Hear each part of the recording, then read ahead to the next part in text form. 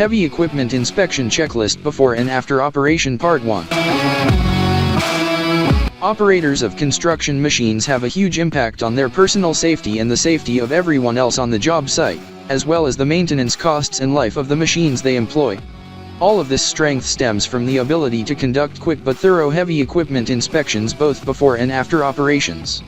These checks are essential for worker safety near machinery and are an important component of preventive maintenance.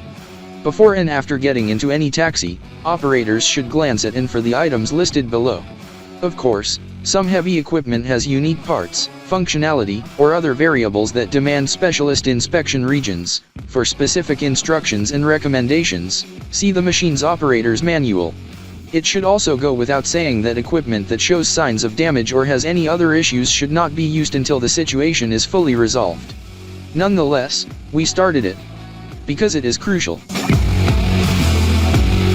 Checklist for heavy equipment inspections. Make sure there are no apparent leaks or pools of fluid under the machine. If there are, the cause must be identified and the leak fixed. Inspect the tires, rims, and undercarriage for dirt or debris accumulation, excessive wear, and any obvious damage. Faults in these areas can pose major safety concerns and reduce the machine's performance. Check the fluid levels to ensure that there is enough engine oil, hydraulic oil, coolant, diesel exhaust fluid, DEF, and other essential fluids. Too little, and performance declines, with the possibility of severe damage. Remove any dirt, mud, debris, or other stuff from the radiator and other engine parts, as well as the engine compartment.